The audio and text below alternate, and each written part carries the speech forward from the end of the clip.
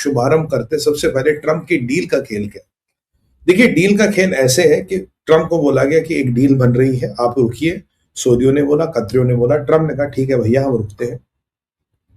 Trump ने कहा कि one last chance before decapitation, मैं एक आखिरी मौका देना चाहता हूं बिफोर डिकैपिटेशन ऑफ ईरान की, and so that the world can not से कि मैंने मौका नहीं दिया। मैं आपको एक आखिरी मौका देना चाहता हूं, इसके बाद मैं वो करूंगा जो मुझे करना है, एक निर्णायक युद्ध, निर्णायक हमला जो ईरान की ऐसी तैसी कर देगा। क्योंकि ईरान में ब्लॉकेड बहुत शानदार काम कर रहा है। ब्लॉकेड के इतने रिपरकशन है, पेजिस्कियन का एक स्टेटमेंट है, मैं उस पर बाद में आऊंगा। तो यानी कि बिफोर डिकैपिटेशन, तो ट्रंप से पूछे आप चांस पे चांस क्यों दे रहे हो?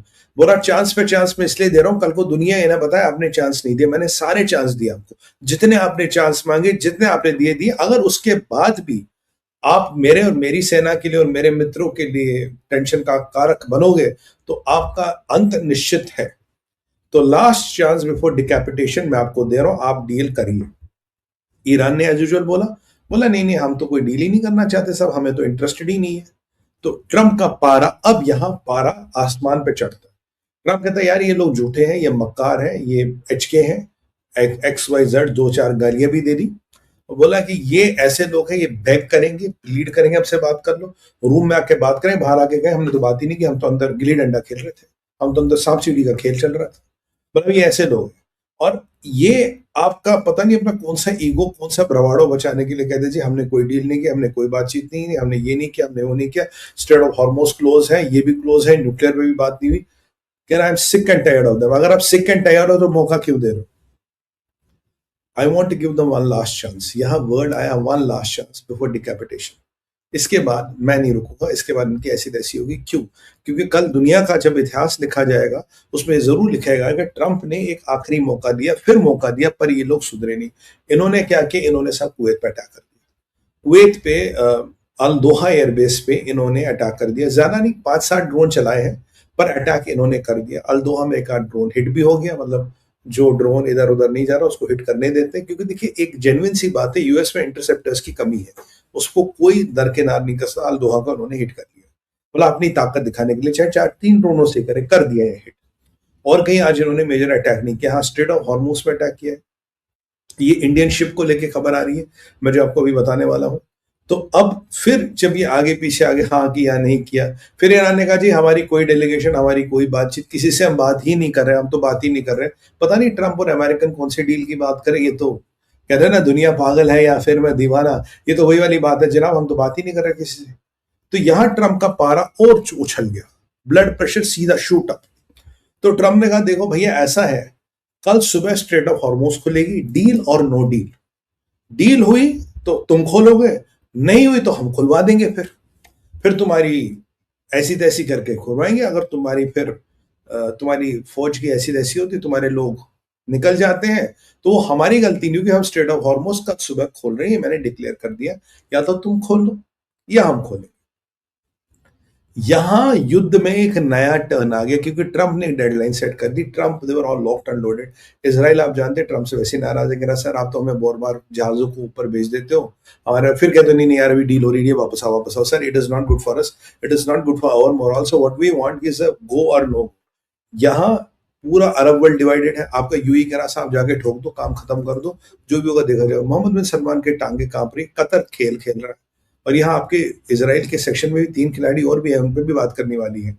और यहाँ ट्रंप के साथ मुझे लगता है आपका यूएई, जॉर्डन, कुवैत और बहरीन है, और इजराइल, ये खड़े हैं ट्रंप के साथ।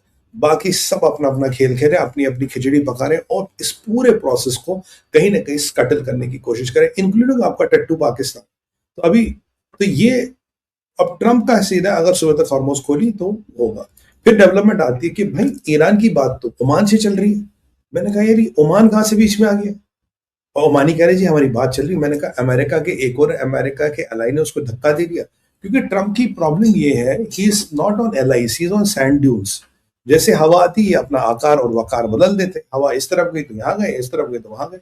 अब ये जो ओमान के साथ बातचीत हो रही है, अभी मैंने इसको डिकोड किया शो से पहले, ये किस्सा क्या है साहब? किस्सा ये है कि ईरान ने बोला है कि साहब हम आपके साथ डील करेंगे, स्ट्रेट ऑफ हॉर्मोज खुल देंगे, हमारी तो बाट लग जाएगी।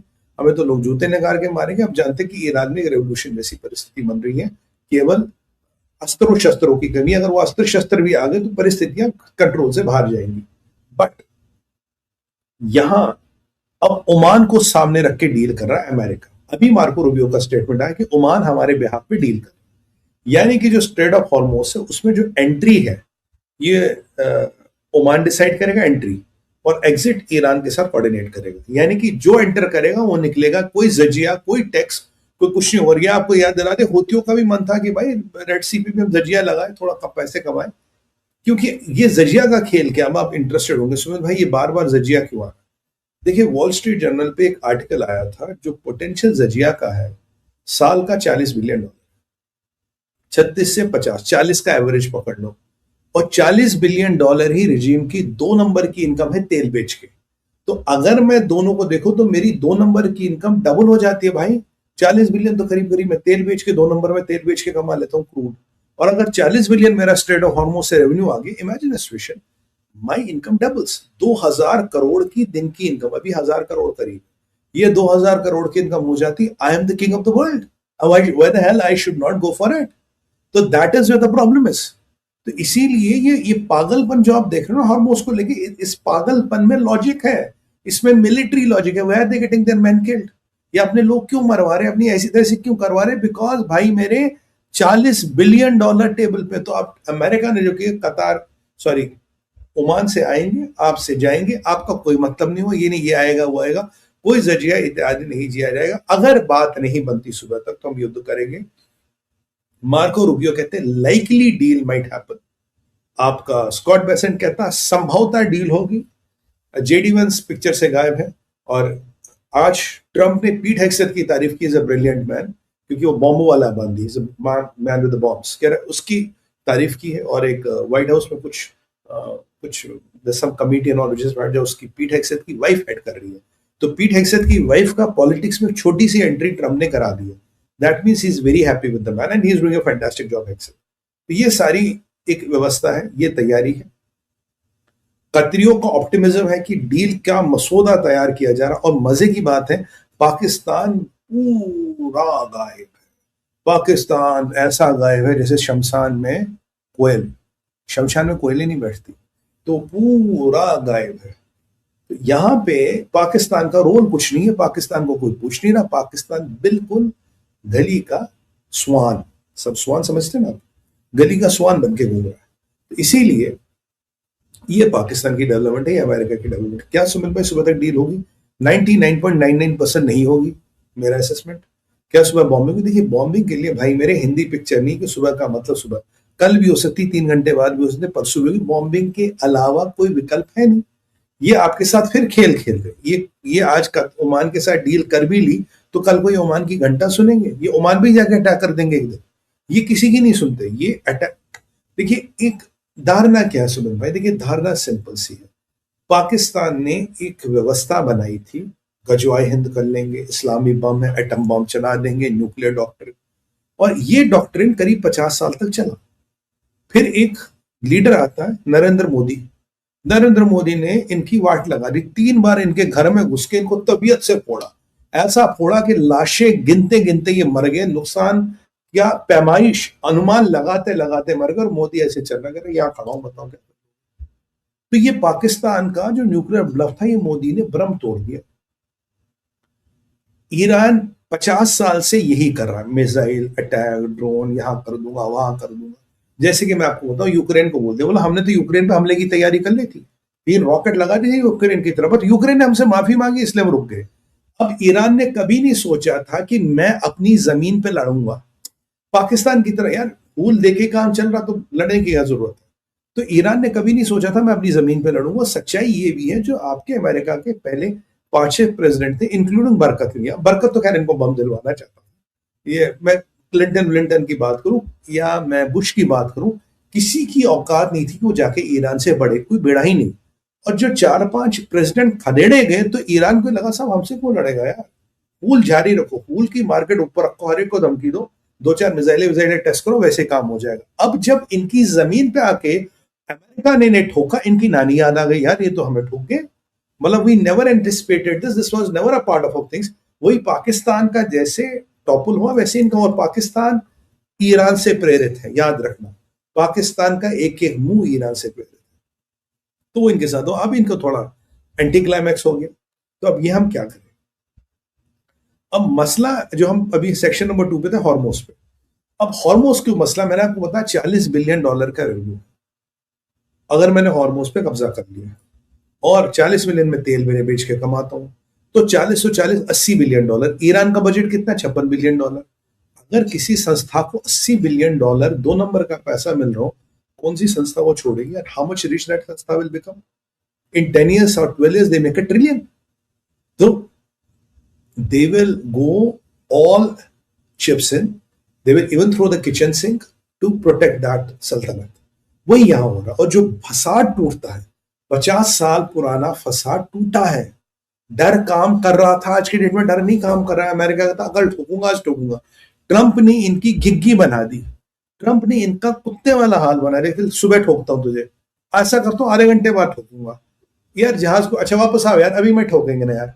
अच्छा जाओ ठोका ठोका। अच्छा 2 दिन की छुट्टी है, तीसरे दिन ठोकेंगे। मतलब ट्रंप इन्हें ये बता रहा है कि मैं तुम्हें जब चाहे, जहां चाहे, जैसे चाहे, जब चाहूं तुम्हें ठोक सकता हूं, और तुम्हारी औकात है नहीं कुछ करने की, जो इनकी है नहीं। अभी बेचारे ईरानियों, अब ये कुवैतियों पे और बहरीनियों पे मिसाइल चलाए, वो इनके आतंकवादी होने का प्रमाण है। पर आपने अमेरिका क्या क्या किया, आपने इसराइल क्या किया? उनके शिप आपके रेंज में है ना, जाके हिट करो यार। उनको हिट नहीं करेंगे, हिट कहां करेंगे? वहां पे। तो ये जो उनका फसाद टूटा, they are not able to reconcile with the fact फसाद पाकिस्तान की तरफ, they are not able to reconcile. अब हॉर्मोस एक प्रेस्टिजियस पॉइंट बन गया। अब आप देखिए, अगर इन्होंने हॉर्मोस भी छोड़ दिया, इनकी 2 चीजों में दिक्कत आएगी।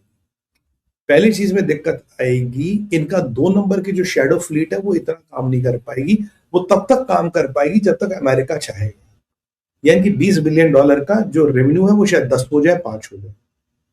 और जो 20-40 का ये, सॉरी 40 बिलियन का 20 हो जाए, 25 हो जाए। और जो 40 का 80 होना था तो हुआ नहीं, कि 40 वाला 20 में या 25 में रह जाएगा। या हो सकता है एक दिन कुछ रहे ही ना, ये भी पूरी पूरी संभावना है। तो इन्हें कहीं ना कहीं इस चीज को लेके डर लग रहा है कि रेवेन्यू घट रहा है, बट इसलिए हॉर्मोस पे कॉम्प्रोमाइज करना एक बड़ा कॉम्प्रोमाइज है। Why are they adamant of Hormuz? It's not about pride. It's about pure money in the game. The money in the game comes from Hormuz. अब ये इन्होंने कर दिया। और जब आज अमेरिका ने बोले कि आज भाई हम आपका हॉर्मोस कल सुबह खोल रहे हैं, डील होगी या नहीं होगी, हॉर्मोस विल बी ओपन, और हम तैयार है। तो इनके यहाँ वो जो बुड्ढे बुड्ढे थे वो आ गए, जिनका मुंह टेढ़ा है, पता नहीं बुजुर्गवार सारे रखे हैं। 70-70 साल के कमांडर हैं, और पता नहीं कहाँ होते। ये 70 साल, 75-85 साल वाले कमांडर लग गए, जिनकी गर्दनें झुक गई है, कमर झुक गए हैं। अब कहीं मिसाइल डूबता, मुझे लगता तो डर के मारे निपट जाते होंगे, मिसाइल का इंपैक्ट होना आवाज से जाते होंगे। अब बुजुर्गवार एक कमांडर आ गया, कहता है कि नहीं नहीं, अगर अमेरिका ने हमें अटैक किया और अमेरिका के जहाज हॉर्मोस में आ गए, तो हम अमेरिका की एयरक्राफ्ट कैरियर्स को टारगेट करेंगे। मैंने कहा यार तुम आदमियों के अमेरिका के एयरक्राफ्ट टारगेट कैरियर को टारगेट करने का मतलब है वॉशिंगटन डीसी को टारगेट करना। 5 से 7 हजार लोग एयरक्राफ्ट कैरियर पे हैं। इट्स अ $multi-billion एसेट, और ये सीबीजी है, अकेला नहीं चलता, वो अलग बात है। और उसके बाद तुम्हारा क्या हो तो खैर खुदा ही जाने, बट आर यू मैड? तुमने एयरक्राफ्ट कैरियर को टारगेट किया और डुबा दिया, तो वो तुम्हारा क्या हाल कर देंगे? कह रहा जी हम अमेरिकन के एयरक्राफ्ट कैरियर को डुबा देंगे, हम छोड़ेंगे नहीं। मैंने कहा भाई मौलाना साहब, अभी तक जो एयरक्राफ्ट कैरियर वहां खड़ा मुझे गूगल अर्थ पे दिख रहा है, तो जाके भी अटैक कर लो। क्या मतलब उसके के हार्मोस में आने का वेट कर रहे हो? और हॉर्मोस इतना गहरा नहीं है कि वहां एयरक्राफ्ट कैरियर आए, इट्स नॉट वेरी सेफ, गहराई कम है उसकी। तो हॉर्मोस में तो एयरक्राफ्ट कैरियर आना नहीं। हाँ, कुछ एम्फीबियस शिप्स आ सकते हैं, एम्फीबियस शिप में भी 5-6 हजार लोग होते हैं। अगर आप उसको टारगेट करोगे, आपने ट्रम्प के हाथ में आप पे एन ऑप्शन इस्तेमाल करने का विकल्प खोल दिया। वो आपके लिए सबसे बड़ा मशरूम के आकार वाला ऑप्शन खोल देगा, क्योंकि उसको दुनिया की कोई ताकत नहीं रोक सकती। रूमैन को आज तक कोई नहीं रोक पाया, और मुझे इनकी प्रवृत्ति वैसी ही लग रही है, ये उसकी मदद कर रहे हैं वो ऑप्शन खोलने में। तो बस ये हम इसका डुबा देंगे। वैसे इन्होंने एक बार अमेरिका के एयरक्राफ्ट कैरियर पर अटैक किया था, 108 मिसाइलें चलाई थी, 111 मिसाइलें चलाई थी, एक भी हिट नहीं हुई। 108 या 111 मिसाइलें चलाई, एक भी हिट नहीं, अमेरिकन ने डिफ्लेक्ट कर दी सारी। बट ये हकीकत है कि अमेरिकन के स्टॉक पॉइल्स कम है, और जो लॉन्ग रेंज मिसाइल्स है एटकैम्स, उनका भी स्टॉक पॉइल ऑल टाइम लो है। पर इसका मतलब नहीं अमेरिका के पास ऑल्टरनेट ऑप्शन नहीं। देखिए, युद्ध कभी भी एक तरह के शस्त्र से नहीं किया जाता। एक बार महाभारत में भी श्री कृष्ण को गुस्सा आ गया था भीष्म पे। उन्होंने अर्जुन को कहा तू भीष्म में वार कर। अर्जुन रिलक्टेंट थे, नहीं किया। फिर कहा, श्री कृष्ण ने अपना सुदर्शन चक्र निकाल लिया, कह रहा तू नहीं करेगा तो मैं कर दूंगा। भीष्म ऐसे खड़े हो गए थे। तो ठीक उसी तरह से सुदर्शन चक्र का विकल्प हमेशा ऑन है। जब सुदर्शन चक्र निकलेगा तो आपको फिर किसी मिसाइल या एटकैम की जरूरत ही नहीं पड़ेगी, वो तो अल्टीमेट वेपन है। तो यहां सुदर्शन चक्र मशरूम के आकार वाला वो है।